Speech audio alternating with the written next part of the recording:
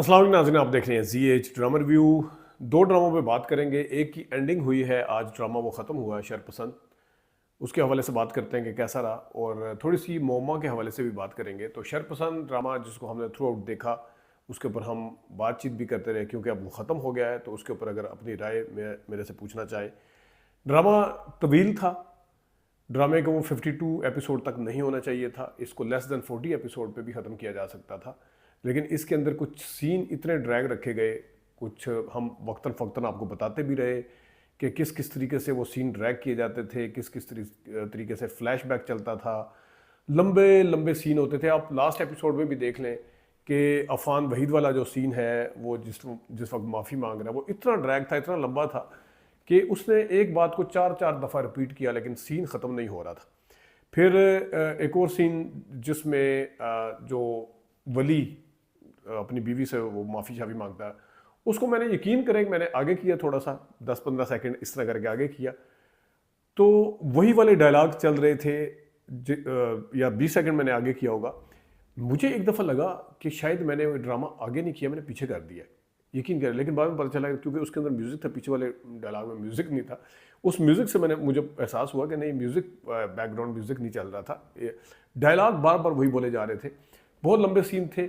इसकी हाईलाइट जो थी ड्रामे की, इसका स्क्रिप्ट अच्छा था, इसमें कोई शक नहीं, लेकिन इसको खींचते रहे खींचते रहे खींचते रहे।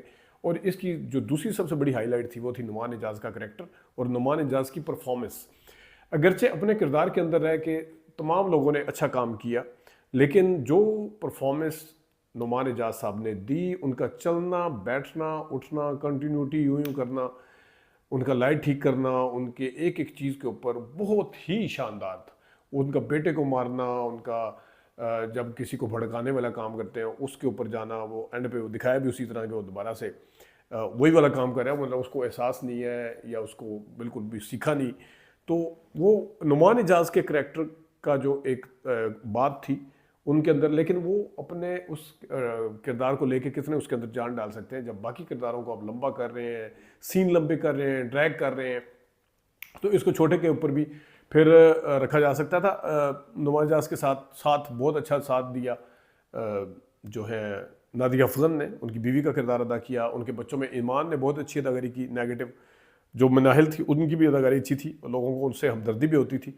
एहसन अफजल रैम्बोर साहबा का बेटा, उन्होंने भी अच्छा काम किया। फिर उनकी माँ, और ख़ास तौर पे वो जो लड़का था शम्मा का जो बेटा बना था, जिसके साथ ईमान की शादी होती फिर टूट जाती, उसने भी अच्छा काम किया। एक आध सीन में थोड़ा सा ओवर हुआ था। इसके अलावा अफान वहीद ने बहुत अच्छा काम किया, ख़ासतौर पे आखिरी जो सीन था उसके अंदर जिस वक्त वो माफ़ी मांग रहा था, तो उस वक्त उसने बहुत अच्छी अदाकारी की। लेकिन उसको वहाँ पे ख़त्म कर दिया जाता है जब वो शुरू में 2-3 दफ़ा कहता है कि मुझे माफ़ कर दो, मैं तुम्हारे बगैर कुछ नहीं हूँ। लेकिन उसके बाद फिर वो ड्रैग होता चला गया, फिर वहाँ पे अदाकार भी कुछ नहीं कर सकता, क्योंकि सीन का जो मेरिट है, आप उसको सिर्फ ड्रैग करने के चक्करों में, उसको उसकी ड्यूरेशन को बढ़ाने के चक्करों में आप उसको किल कर देते हैं। तो फिर वहाँ पे लोगों को वो अदाकार या वो आर्टिस्ट जो भी फनकार वहाँ पे परफॉर्म कर रहा है, वो भी बुरे लगना शुरू हो जाते हैं कि अरे क्या ड्रामे कर रहे हैं, मतलब क्या ये लंबा खींचते जा रहे हैं। तो वो जो हकीकत का एक रंग होता है वो उसके अंदर फिर ख़त्म हो जाता है। हीरा मानी ने शाज़मीन के किरदार में अच्छा काम किया, सनम के किरदार में हरीम फारूक ने बहुत अच्छा काम किया, और उनका एक्शन रिएक्शन बड़ा ज़बरदस्त था थ्रू आउट इस ड्रामे के अंदर अगर देखा जाए। फिर छोटे छोटे जो किरदार थे, वो जो बिल्लू बना था इनके घर का नौकर, उसने भी अच्छा काम किया। बेटे की अदाकारी भी ठीक थी, नुमान एजाज के बेटा बना, और जो बाहर के गली के करैक्टर थे वो भी बहुत ज़बरदस्त थे। तो ड्रामा अच्छा था, हाईलाइट नुमान एजाज का किरदार था, स्क्रिप्ट का प्लॉट मतलब उसको देखा जाए तो अच्छा था, लेकिन उसको ड्रैग करके 50 किस्तों तक लेके जाना ये बहुत बड़ी ज़्यादती है। मतलब 50 किस्तें, आप 35 किस्तों के अंदर भी तंग आ जाते हैं। और यहाँ पे मैं एग्जांपल दिया करता हूँ, मैं मंटो नहीं हूँ, अपने पीक के ऊपर था, उससे लोग तंग नहीं आए थे, कहीं आपको लगा नहीं था कि ड्रैग है। 27 किस्तों के ऊपर था। उसकी वजह क्या थी कि उसके अंदर लेस OST का इस्तेमाल बिल्कुल ना होने के बराबर, उसके अंदर फ्लैशबैक चलते थे कोई, क्योंकि इन्होंने टारगेट रखा होता है कि जनाब इतनी इतनी देर में 25 मिनट का जो कंटेंट होगा उसको 38 मिनट पे खींच के लेके जाना है।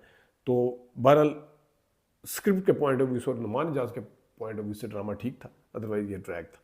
अब आते हैं मोहम्मद की तरफ। मैंने आपको बहुत पहले बताया था, रोज़ों में शायद रोज़े शुरू हुए थे, उस वक्त बताया था कि इसमें शबीर जान की एंट्री होगी।